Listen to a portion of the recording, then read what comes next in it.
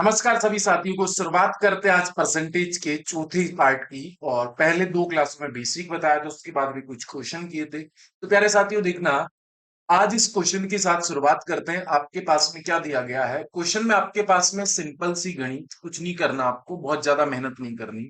आपके पास में क्या दिया गया? 15 नंबर में a student multiplied A number by 3/5 instead of 5/3, what is the percentage error in the calculation? मतलब एक विद्यार्थी एक संख्या को 5/3 के स्थान पर 3/5 से गुणा कर दे। कितने से भाई साहब? 5/3 के स्थान पर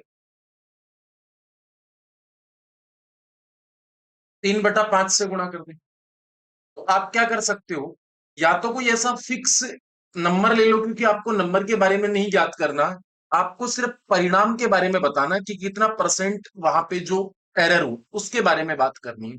तो जब भी ऐसा प्रश्न आए तो आपको क्या करना है, इसको इधर गुणा कर देना है। तो इसको इधर गुणा किया तो कितना हो गया आपके पास में? 25। और इसको इधर गुणा कर देना है तो ये कितना हो गया आपके पास में? 9। मतलब जो रिजल्ट 25 आना चाहिए था, वो रिजल्ट आपके पास में कितना आ गया? 9।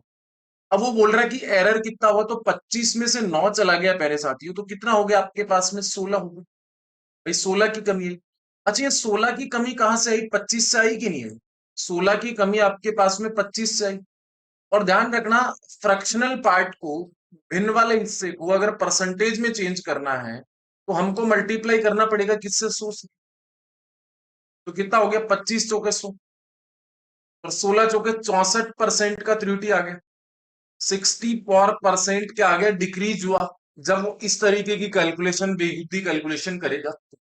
चलो प्यारे साथियों, अगले वाले प्रश्न की तरफ बढ़ते हैं। मैं उम्मीद करता हूं आपको ये बात समझ आ गई होगी, कोई दिक्कत परेशानी नहीं रही होगी। आगे चल लेते हैं। उम्मीद करता हूं कि आपको ये बात समझ आ गई होगी। और मैं एक बार चेक कर लेता हूं कि रिकॉर्डिंग हो रही है कि नहीं हो रही, क्योंकि मैं 1 घंटे रिकॉर्डिंग करता हूं और होना बिल्कुल हो रही है। चलो प्यारे साथियों, अगले वाली बात पे चल रहे हैं। यहाँ पे अब देखना, मैंने आप लोगों को एक चीज बताई थी जो मैं आपको बार बार रिपीट कर दे रहा हूं। आपके पास में कुछ चीजें जो मैं आप लोगों को बता देता हूं, आपको याद रखनी है वो। अच्छा, मैंने आपको बोला था कि क्या आप लोगों को 16 सही 2/3% का भिन्न पता है? मैं आपको बोलता हूं कि 83 1/3% का फ्रैक्शन पता है। मैं आपको बोलूं 14 सही 2/7% का फ्रैक्शन पता है। मैं आपको बोलूं 57 सही 1/7% का फ्रैक्शन पता है। मैं आपको बोलूं 71 सही 3/7% का फ्रैक्शन पता है। मैं आपसे बोलूं कि 12.5% का परसेंटेज का भिन्न पता है। मैं आपको बोलूं 37.5% का भिन्न आपको पता है। मैं आपको बोलूं 62.5% का भिन्न आपको पता है। मैं आपसे बोलूं 11 सही 1/9% का भिन्न आपको पता है। मैं आपको बोलूं 44 सही 4/9% का पता है। और मैं आपसे बोलूं 55 सही 5/9 का पता है। तो आपका इसका कितना होगा? देखो 1/6 होगा, मैंने आपको बताया था पहली दो क्लासों में। इसका मतलब 5/6 होगा। इसका मतलब कितना होगा? 1/7।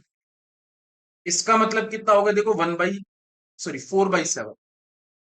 इसका कितना होगा प्यारे साथियों? 5/7। इसका 1/8। इसका 3/8। इसका 5/8। यहां पे ये 1/9। ये 4/9 और ये 5/9। अगर ये बातें आपको डायरेक्टली याद है तो आपका जो प्रश्न करने का तरीका है, नजरिया है, वो थोड़ा सा बदल जाएगा और थोड़ा सा आसान हो जाएगा आपके लिए क्वेश्चन हल कर परीक्षा में। क्योंकि इस बार जो कैलकुलेशन आ रही है वो टीसीएस जैसी आ रही है, तो आप लोगों को ये बात पता होनी चाहिए मेरे साथियों। और मैं टीसी अब मैं पेपर भी हल करवाने वाला हूं, तो आपको वो वाली भी चीजें देखनी कि किस तरीके का 2023 का पेपर आया।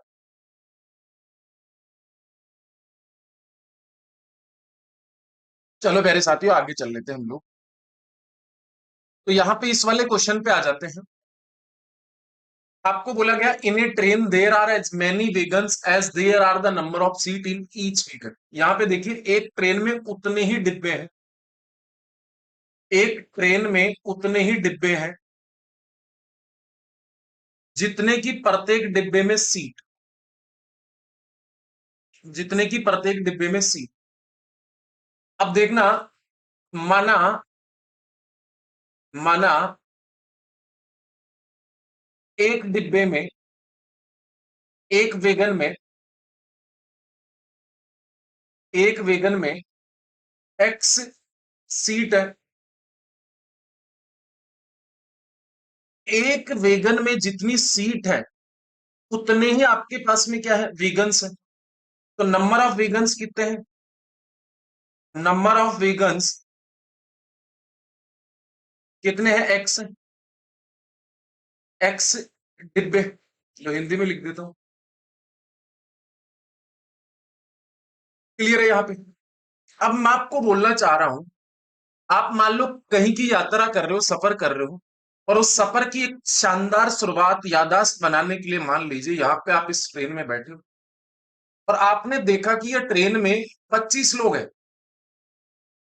मतलब कितने हैं भाई? इस डिब्बे में सीट तो कितनी है? टोटल एक्स सीट है। या आपने पहले गिना और फिर आपने गिना कि यार सीट तो टोटल एक्स थी, लेकिन यात्री है ना इसमें 25 ही यात्रा कर रहे हैं। यात्री इसमें कितने यात्रा कर रहे हैं? 25 ही यात्रा कर रहे हैं। और आपने बोला कि सर वो 25 व्यक्ति है ना, वो उस डिब्बे की क्षमता के अकॉर्डिंग 71% ही है। डब्बे में 100% लोग आ सकते थे, लेकिन आए कितने? 71%। 71 से ही 3/7%। और अभी मैंने आपको बताया था 71 से ही 3/7% का मतलब 5/7। मतलब इस वाली बात को अपन इस तरीके से भी फिक्स कर सकते हैं। इसका मतलब आपके पास में एक डिब्बे में एक्स सीट है, लेकिन उस सीट का पूरा फिल नहीं हुआ। पूरा एक भाग फिल नहीं हुआ। कितना भाग फिल हुआ? फिल कितना है? 5/7। 5/7 पार्ट है ना, यही भरा हुआ। अब ये 5/7 किसके बराबर है? 25 के बराबर। अब कैंसिल आउट करो मेरे साथियों, तो कैंसिल आउट में कर देता हूं। देखो 5 एकम 5 और पचम 25। क्रॉस मल्टीप्लाई करूंगा तो जो एक्स का वैल्यू आ गया वो कितना आ गया? 35। मतलब प्यारे साथियों, आपने अगर देख पाए हो तो मैं आप लोगों को बताना चाह रहा हूं, आपके पास में जो एक्स का वैल्यू है वो कितना है, मतलब सीट भी कितनी है आपके पास में? 35। और डिब्बे भी कितने? 35। तो नंबर ऑफ टोटल सीट्स कितनी होगी? Number of total seat, number of total seats कितनी होगी भाई? एक्स सीट है एक डिब्बे में, मतलब 35 सीट है एक डिब्बे में। और डिब्बे भी कितने? 35 है। इसका मतलब नंबर ऑफ सीट्स कितनी है आपके पास में? 35 × 35। 35 × 35 को आप गुणा करोगे प्यारे साथियों, तो आपके पास में कितना आ गया? ये 1225। स्क्वायर बताया था ना मैंने आप लोगों को, स्क्वायर बताया था। ऐसे नंबर जिन, मैंने स्क्वायर आप लोगों को बताया था कि नहीं बताया था? ये दोबारा से समझ लीजिए। ऐसे नंबर जिनका यूनिट डिजिट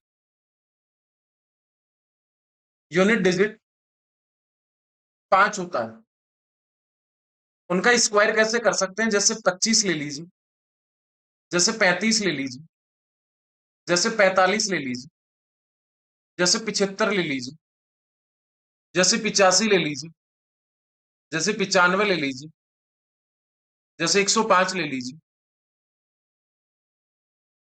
जैसे 115 ले लीजिए। तो आपको अगर इसका स्क्वायर करना है तो कुछ नहीं करना, जो इकाई का अंक है ना 5, उसका स्क्वायर कर दीजिए। कितना हो गया? 25। और जो बाकी का नंबर बच गया रिमेनिंग, उससे एक ज्यादा, मतलब 2 से एक ज्यादा 3, तो 3 को 2 से गुणा कर दो, 6, 625। अब देखो इस 35 का स्क्वायर करना है तो 35 का स्क्वायर कितना हो गया? 25, मतलब 5 का स्क्वायर। और इसके आगे जो नंबर बच गया वो 3 बच गया। 3 से एक ज्यादा 4, 4 3 12, 1225। 45 का स्क्वायर देखो, 5 का स्क्वायर तो 25 हो गया प्यारे साथी। और इस 4 से एक ज्यादा 5, और 5 जो 20, 25। अच्छा 75 का स्क्वायर करना है तो 5 का स्क्वायर कितना हो गया? 25। और 7 से एक ज्यादा कितना हो गया? 8। और 8 7 कितना हो गया? 56।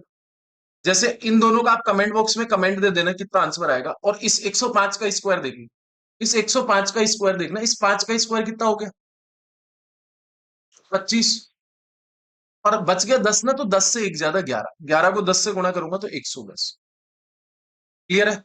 115 का स्क्वायर अगर मुझे करना है तो 5 का स्क्वायर तो कितना हो गया? 25। और 11 बच गया, 11 से एक ज्यादा 12, और 12 को 11 से गुणा करो। 12 को 11 से गुणा करोगे तो कितना आ गया? 2। 3 1 132। ठीक है, अब ये भी आपके पास में वैदिक मैथ्स का पार्ट है। एक 25 क्लास से अपन वैदिक मैथ्स की डालेंगे रिकॉर्डेड फॉर्मेट में, वो आप देख लेना, काम आएंगे आपकी। तो कितना आ जाएगा 132। बस आप परेशान ना हो, ठीक है, चलते रहो, याद है आपका। क्लियर, 132 25 सिंपल होता है, बहुत आसान होती है चीजें अगर आप लगातार मेहनत करते रहोगे। तो मैंने आपको बता दिया कितना हो गया टोटल सीट 1225।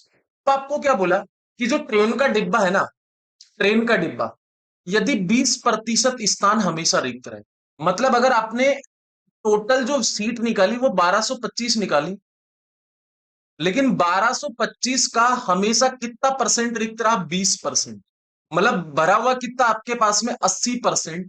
परसेंट हटाया तो नीचे 100, 20 चौक 80 और 20 5 100।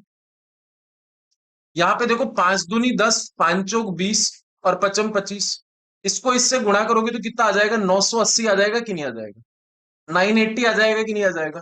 तो कितना डिब्बा भरा हुआ है, 980 सीट वहां पे फिल है और बाकी की वेकेंट है। उम्मीद करता हूं कि ये वाली बात आपको समझ आई होगी। अगले वाले पे चल लेते हैं, अगले वाला।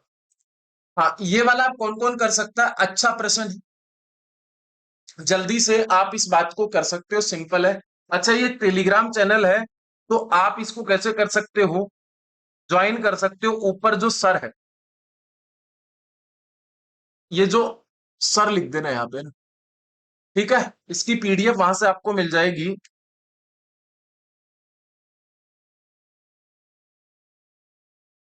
चलो, अब आपके पास में क्या है, एक व्यक्ति 10 मिनट में 20 पंक्ति टाइप करता है। जो एक व्यक्ति है ना, 10 मिनट में 20 पंक्ति टाइप करता है। मान लो एक टाइपिस्ट हो आप, मान लो एक टाइपिस्ट हो, और आप 10 मिनट में, कितने मिनट में, 10 मिनट में कितनी पंक्ति टाइप कर रहे हो, 20 पंक्ति टाइप कर रहे हो, 20 लाइन टाइप कर रहे हो। तो आपकी 1 मिनट की एफिशिएंसी कितनी होगी, आप 1 मिनट में कितना काम कर सकते हो। आप बोलोगे कि सर मैं 1 मिनट में जो काम कर सकता हूँ ना, वो 2 लाइन टाइप करने का काम कर सकता हूँ। लेकिन फिर आपने साथ में कंडीशन लगा ली, बट मैं है ना सर 8% स्थान खाली छोड़ता हूं प्रत्येक पंक्ति में। मतलब आप बोल रहे हो कि सर जो 100% टोटल स्थान होता है, वो 100% नहीं भरता मैं। कितना भरता हूं पंक्ति में, 8 कम भरता हूं, मतलब 92% ही आपको भर के दूंगा। अभी आप सोचो कि पंक्ति का सारा हिस्सा भरा हुआ होना चाहिए, रिक्त स्थान कितना रहेगा, 8% रहेगा। इसका मतलब आपने कितना काम किया, 92% का काम किया। क्लियर है, मेरी बात समझ गई।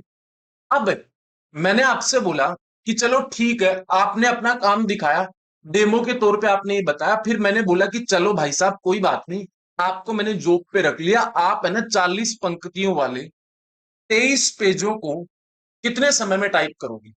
तो भाई साहब, मैं उसने बोला कि पेज कितने हैं सर, 23, 23 पेज है, और एक पेज में कितनी पंक्ति है। तो आप बोलोगे कि सर एक पेज में 40 लाइन है, तो टोटल लाइन ये होगी ना भाई, 23 पेज है, एक पेज में 40 लाइन है, तो टोटल लाइन कितनी होगी, 23 × 40। लेकिन फिर उसने कंडीशन लगा दी, क्या क्या कंडीशन लगाई बताओ मुझे। तो वो बोल रहा है कि वह कितने समय में टाइप करेगा यदि अब वह पहले से 25% स्थान ज्यादा खाली छोड़। पहले कितना छोड़ता था मुझे बताओ, पहले 8 छोड़ता था, अब इससे 25% ज्यादा छोड़ रहा है। 25% ज्यादा छोड़ रहा है, तो परसेंट हटाया तो नीचे 100, तो 25 चौके 100, तो कितना हो गया, 4 दूनी 8, मतलब 2% ज्यादा छोड़ेगा कि नहीं छोड़ेगा। मतलब पहले 8 छोड़ रहा था, 8 का 25% कितना हो गया, सबसे पहले तो वो देखो, 2। तो 8 से 2 ज्यादा मतलब 10 खाली छोड़ेगा कि नहीं छोड़ेगा। मतलब आपके पास में प्यारे साथियों, जो 100% है उससे 10% कम लिख रहा है वो, मतलब 90% ही लिख रहा है। मतलब आपको काम कितना करना, 23 पेज है, 40 लाइन है, और 90% काम करो। ये क्या हो गया, आपको टोटल मैंने काम दे दिया ठेके पे कि ये टोटल काम है। अच्छा, मैं आपसे एक कहानी पूछूं। मैंने आपको बोला कि आप 1 मिनट में 2 गोलगप्पे खा जाते हो, 2 गोलगप्पे खा जाते हो, गोलगप्पे। कुछ लोग ज्यादा भी खा जाते हैं ना, 1 मिनट में तो 20 भी खा जाते हैं कहीं कहीं तो ना। और मैं आपको बोलूं कि कुल गोलगप्पे, टोटल जो गोलगप्पे है ना, वो कितने हैं? 20 है। अगर आपने 1 मिनट में 2 गोलगप्पे खाए तो 20 गोलगप्पों के लिए आप कितना समय लोगे, मुझे बताओ। तो आप बोलो कि सर 1 मिनट में 2 गोलगप्पे खाए तो 20 गोलगप्पों के लिए कितना देंगे, 2 का भाग लगा देंगे ना, 10 मिनट लिए गुरुजी। मतलब अगर आपको टाइम निकालना कभी भी, तो क्या बोलोगे? आपके पास में टोटल काम कितना है और आपने 1 यूनिट में कितना काम किया। 1 यूनिट यहां पे कितना भी हो सकता है, 1 मिनट हो सकता है, 1 घंटा हो सकता है, 1 दिन हो सकता है, ठीक है ना, कुछ भी हो सकता है यूनिट में। लेकिन यहां पे मिनट है। तो आपके पास में 1 मिनट में 2 गोलगप्पे खाएगा तो 20 गोलगप्पे कितने। अब पीछे वाले पे आ जाओ। 1 मिनट में वो कितना काम करता है, ये काम करता है, टोटल काम कितना उसका ये, तो कुल समय कितना होगा, तो टाइम कितना होगा, 23 पेज। टोटल काम आपका इतना ही है ना, इंटू 40 लाइन और इंटू 90% काम कर देता हूं, डिवाइड बाई। 1 मिनट में काम करेगा 2 लाइन इंटू 92%। परसेंट से परसेंट कट गया, 23 का 92, 4 दूनी 8, और 8 पंजू कितना हो गया, 40। मतलब आपके पास में 9 पंजू 45। तो प्यारे साथियों मुझे बताओ, 450 मिनट लगे कि नहीं लगे? 450 मिनट लगे कि नहीं लगे इस बात को? मतलब सिंपल सी कहानी थी, आपको समझ आ गया कि नहीं आ गया? इस वाली बात में अगर आपको कोई दिक्कत परेशानी है तो आप मुझे बता दो, ठीक है। पीडीएफ के लिए आप टेलीग्राम चैनल ज्वाइन कर लेना, ऊपर लिखाया हुआ है Telegram channel Ajay sir maths official के नाम से है, ठीक है। 810-12 सब्सक्राइबर है, ठीक है। तो आप अगर ज्वाइन करोगे तो आपको बहुत अच्छा कंटेंट मिलेगा, वहां पे पीडीएफ मिलेगी। अच्छा, मैं 2023 का पेपर और सोल्व करवाने वाला हूँ एसएससी का। 2023 की जो पेपर है वो भी मैं सोल्व करवाने वाला हूँ, तो आप उसको भी देख लेना, क्योंकि हमको पूरी चीजें प्रोवाइड करवानी है, आप लोगों को एक एक चीजें प्रोवाइड करवानी। तो यहाँ पे आपके पास में जो 18 नंबर वाला क्वेश्चन है, ये वाला कौन कौन बता सकता है मुझे? फटाफट से बताओ, जल्दी से बताओ। आसान है, कुछ नहीं करना, चीजें बहुत ईजी है। अब इस क्वेश्चन से पहले मैं आप लोगों को एक छोटी सी बात बता दे रहा हूँ। छोटी सी बात क्या है? सिंपल है, कुछ नहीं करना, चीजों को आगे बढ़ाना है। तो यहाँ पे आपके पास में सबसे पहले, यहाँ पे आप देखिए कि ABCD ने कलम है ना, वो 56 लाख में खरीदी। कितने लाख में खरीदी? 56 लाख में खरीदी। अब B+C+D का हिस्सा, एक के हिस्से का 460% है। एक के हिस्से का कितना परसेंट है? 460% है। मेरी बात समझ गई होगी, कोई दिक्कत परेशानी नहीं। तो यहाँ पे आपके पास में मैं आपको एक कहानी बताता हूँ, जो अगर आप समझ गए तो अच्छी बात है, नहीं समझे तो मैं दोबारा से समझाऊंगा। मैंने आपको बोला राम का 1/5। तो इसमें राम का हिस्सा नीचे वाला होगा। मैंने आपको बोला ए का 25%। तो आपके पास में ए 1/4 हो गया, तो ए का वैल्यू कितना होगा? नीचे वाला। क्लियर है? अब यहां पे जो पीछे वाले क्वेश्चन, जैसे मैं आपको बोलूं प्रॉफिट का 20%, प्रॉफिट का 20%, या मैं आपको बोलूं सीपी का 25%। तो सीपी का 25% मतलब आपके पास में कितना हो गया? 1/4। तो सीपी कितना हो गया? 4। यहाँ पे प्रॉफिट कितना हो गया? 5। मतलब जो नीचे वाली बात होती है वो इधर क्या लिखा हुआ उसके ऊपर डिपेंड करता है। तो यहाँ पे देखो, पिछले वाले प्रश्न में हमारे पास में क्या है? ABCD का टोटल हिस्सा 56 लाख, इसे एक बार बोलो।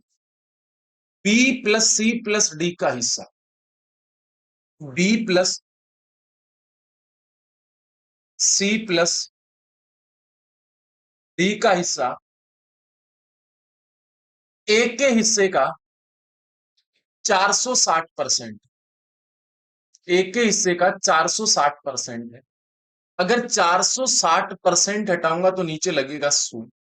तो इधर कितना हो गया? 0 से 0, इधर हो गया 23, और इधर हो गया आपके पास में कितना? 5। तो क्या मैं ए को नीचे ले जाऊं?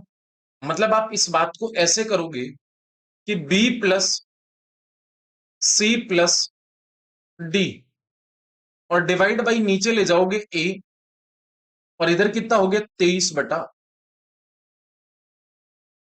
आप ऐसे कर सकते हो, कोई दिक्कत नहीं, लेकिन हमारे पास में स्पेस ही नहीं रहेगा ना, हमारे पास में स्पेस ही नहीं रहेगा। तो मैं आपको बोल रहा हूं कि जो परसेंटेज वैल्यू उसको पहले फ्रैक्शनल पार्ट में कन्वर्ट कर लो, फ्रैक्शनल पार्ट में कन्वर्ट कर लो, मेरी बात समझ रहे हो? तो ऐसे कर सकते हो, मुझे कोई एतराज नहीं इस बात में, लेकिन मेरे पास में स्पेस भी नहीं है और आप भी नहीं करोगे ऐसे। तो मेरे पास स्पेस नहीं है तो आप भी नहीं करोगे, तो लो मैं इसको मिटा रहा हूं। आप बोलोगे सर करना कैसे, तो मैं आपको बोल रहा हूं कि आप जो परसेंटेज वाला हिस्सा है ना, सबसे पहले उसको कन्वर्ट करो। तो आप बोलोगे सर उसको कैसे कन्वर्ट करेंगे, तो यार अब देखो, ये तो आपको करना ही होगा। ये कितना होगा, 460% का भिन्न कितना हो जाएगा? आप बोलोगे सर इसका मतलब हो गया 23/5। ठीक है, थोड़ा सा मैं मार्कर का कलर चेंज कर लेता हूं जिससे आपको थोड़ा सा आसानी हो जाए समझने में। इसका कितना होगा मुझे बता दूं, अगर आप चाहो तो मैं कलर कौन से वाला ले लूं, ये वाला ठीक दिखेगा। इसका कितना होगा 23/5। और ए प्लस सी प्लस डी का हिस्सा बी के हिस्से का 366। अच्छा 366 का जो परसेंटेज हो गया वो आप इधर देख लेना भाई, 366 है, 366 सही 6% है। इसका मतलब आपके पास में ये 300% हो गया, और प्लस का ये 66 सही 2/3 हो गया। 6 का मतलब 3 × 18, 3 × 18, तो 300% का मतलब 3 हो गया, और इसका मतलब आपके पास में कितना हो गया 2/3 हो गया, 2/3 हो गया। ये आपको पहले से पता होनी चाहिए, जो मैंने आपको बेसिक बात बता दी। तो इधर कितना हो गया 9 और 2 11/3, मतलब आपके पास में इसका जो फ्रैक्शन वैल्यू हो गया वो 11/3 हो गया, इसका जो फ्रैक्शनल वैल्यू हो गया वो 11/3। अब सी का हिस्सा ए प्लस बी प्लस डी के हिस्से का 40% है, जो 40% का जो भिन्न हो गया वो 2/5 हो गया, 2/5 हो गया। तो डी का हिस्सा आप लोगों को निकालना है। तो देखना प्यारे साथियों, इधर आपके पास में मैंने आप लोगों को कहानी एक बताई थी, वो क्या थी, वो ये थी, कौन से वाली, ये वाली कहानी याद है ना? इसकी बात हमेशा नीचे वाली होगी, इसकी बात हमेशा नीचे वाली होगी। तो यहाँ पे आपके पास में इस कहानी को समझना। यहाँ पे मैं बोलूं इनका अनुपात बताओ, अगर मैं आपको बोलूं कि B plus C plus D अनुपात ए, तो जो ए का हिस्सा है वो इसका नीचे वाला होगा, मतलब 5। तो बोलोगे इसका हिस्सा जो बच गया वो इसी का हिस्सा होगा। ठीक है, फिर आप बोलो ए प्लस सी प्लस डी का हिस्सा बी के हिस्से का 11/3। इसका मतलब आपके पास में अगला बोला ए प्लस सी प्लस डी का हिस्सा बी के हिस्से का कितना 11/3, मतलब ये 3 हो गया और ये 11 हो गया। उसके बाद में प्यारे साथियों आपके पास में सी का हिस्सा, इस बार जो सी का हिस्सा है ना, वो क्या बोला, ए प्लस बी प्लस डी के हिस्से का, ए प्लस बी प्लस डी के हिस्से का, ए प्लस बी प्लस डी के हिस्से का 2/5, मतलब इसका हिस्सा ये 500। तो ये इसका कितना हो गया 2। यहाँ पे क्लियर? अब मुझे एक बात देख पा रहे हो, इनको मैं जोड़ रहा हूं तो ये ए बी सी डी हो रहा, B plus C plus B, ये कितना हो गया 28। अगर इनको जोड़ रहा हूं सभी को तो ये A plus B plus C plus D हो रहा है, तो ये कितना हो गया आपके पास में 14। और इसको जोड़ रहा हूं तो आपके पास में कितना हो गया A plus B plus C plus B. अच्छा प्रश्न है थोड़ा सा 7। अब आपके पास में A plus B plus D plus C का जो टोटल वैल्यू था, टोटल वैल्यू आपके पास में 56 लाख था। तो भाई इसको 56 बनाने के लिए कितने से गुणा करना पड़ेगा?